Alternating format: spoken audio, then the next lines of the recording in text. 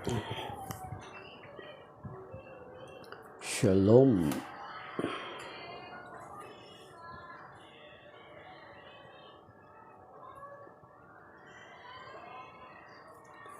Shalom, shalom.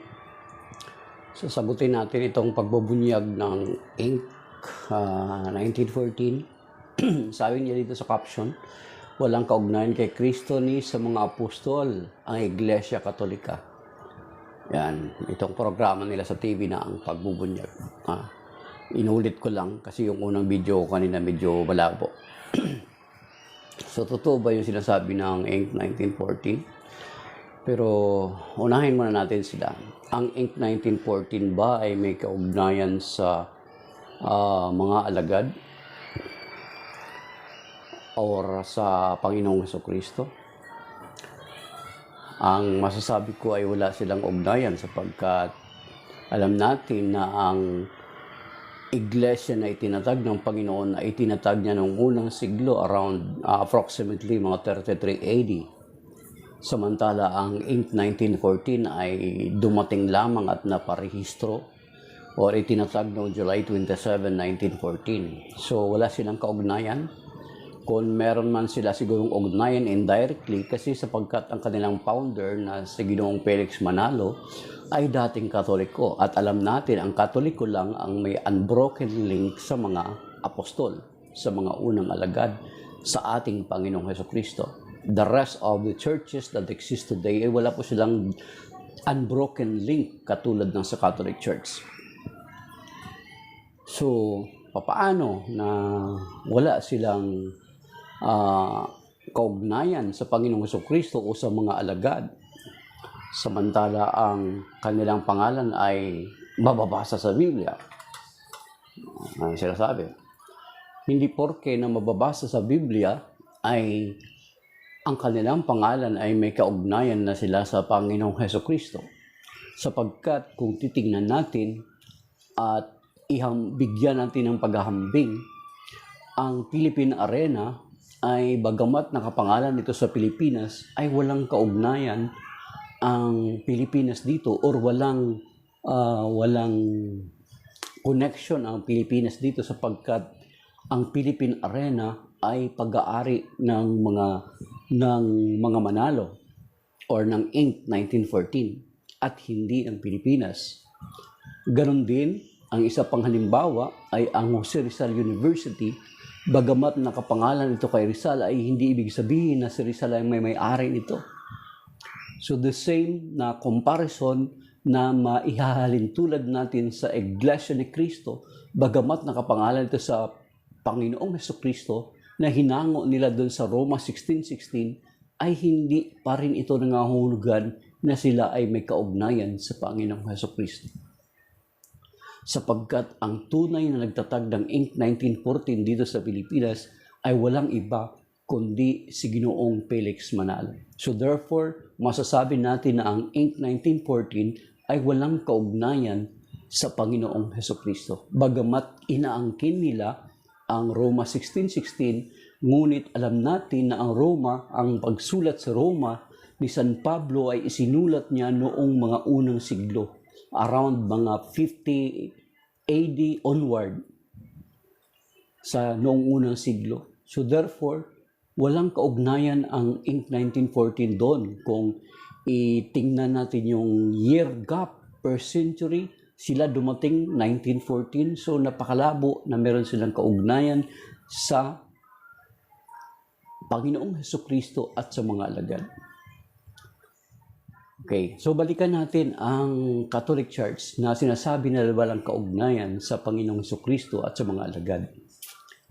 Kung babasahin natin, kung binabasa natin o nabasa natin ang buo, ang aklat ng Roma, bago yaong Roma 16:16, makikita natin dito sa Roma chapter 1 verse 7 and 8. Sinasabi dito ni San Pablo, "To all the beloved of God in Rome, called to be holy, grace to you and peace from God our Father and the Lord Jesus Christ." Verse 8 first, "I give thanks to my God through Jesus Christ for all of you because your faith is heralded throughout the world." So kung titingnan natin, sinulat ito ni San Pablo noong unang siglo sa mga Kristiyano doon, at kung titingnan natin, noong unang siglo ang mga Kristiyano doon ay Katoliko. Even the history, the secular history can prove this. Mapapatunayan ito. At simula noon until now, the church that na naroon ay ang Catholic Church lamang at hindi ang Inc. 1914. At kung nabasa din natin ang Acts 11 verse 26, yan din ay isinulat din ni San Lucas ang aklat ng mga gawa ng mga apostol around mga 1st century, bracket of 1st century. At makikita natin doon sa Acts 11:26 kung saan doon tinawag sa Antioquia ang mga Kristiyano, ang mga tagasunod ng Panginoong Kristo ng mga Kristiyano. At doon din sa Antioquia, it is around 1st century, bracket of 1st century. Let us suppose, again, mga 50 AD onward, sinulat yung book of Acts of the Apostles. Then in that place, in Antioch also, in that place, that is the place also where the church, first time na tinawag doon sa Antioquia din, na ang simbahan ay Katoliko. The church is Catholic Church by Saint Ignatius of Antioch, that according to history, he was a disciple of Saint John, the Beloved, the Apostles. So you see, in around 110 AD, Saint Ignatius of Antioch wrote a letter to the Smyrnians. He said in his letter that wherever the bishop is, there also the Catholic Church. So kung titingnan din natin doon sa Antioquia na yun, ay walang ibang Kristiyano na roon nung una pa kundi ang Catholic Church lang. At walang kasaysayan na may mga naunang Kristiyano doon na katulad ng Inc. na na-overturn ng Catholic Church. Walang ganon. Sapagkat ang simula ng church doon ay the same church na nag-exist noong 110 AD nung sinulat ito ni Saint Ignatius of Antioch. So therefore, ang Catholic Church ay may ugnayan sa Panginoon Kristo at sa mga apostol. Sapagkat kung titingnan natin sa kasaysayan, for the first 1,000 years, there is only one church that exists, and that is the Catholic Church. At kailan lang po nagsimula, nagdumami ang mga sekta is only noong 1517. Noong si Martin Luther ay nagprotest against the Catholic Church. Then after him, doon na nagsisusulputan ang napakaraming sekta na halos ngayon ay hindi na mabilang sa dami. At ang Catholic Church lang from the 1st century until now, meron tayong unbroken link. We can trace our roots from Pope Francis downward to St. Peter. That is why the Catholic Church has 266 popes already. Sa Inc. 1914, 3 pa lang yung naging successor nila.